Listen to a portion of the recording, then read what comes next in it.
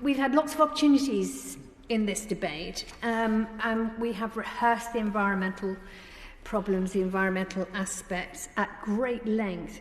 But it is good to have another opportunity to remind the Minister of the strength of feeling on this issue. It's worth saying again that nothing is in a box, and so it is not appropriate to talk about trade and trade policy as only about an economic manoeuvre. Trade has a huge impact on every aspect of our lives, from the price of tomatoes to how much pollution it gets washed into our seas. And so we actually have to be very responsible when we are a trading partner with anything.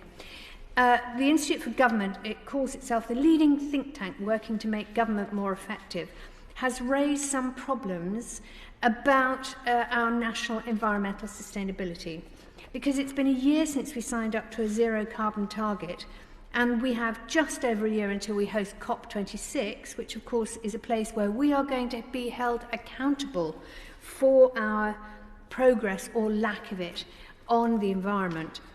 But the UK at the moment is a long way off track, and there's no credible plan for actually meeting the target, the zero carbon target.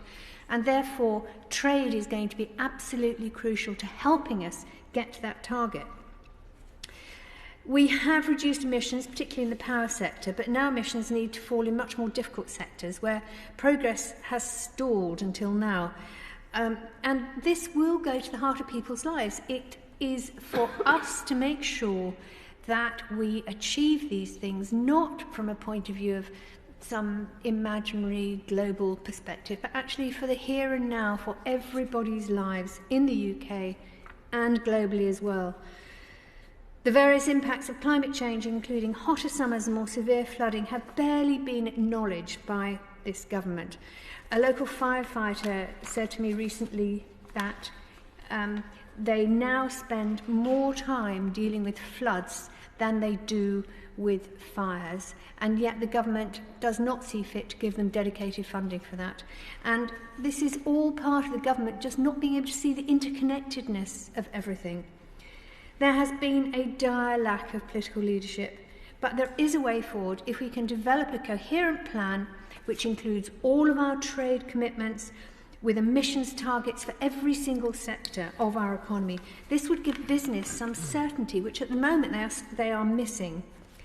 We also need a consistent regulatory system for each sector, coordinated work, I nearly laughed when I said this, coordinated work across the whole of government, minimising the costs of transition to a zero carbon economy, and consent by public and politicians. And this is about actually being transparent and explaining what we're going to do so that there is buy-in from everybody.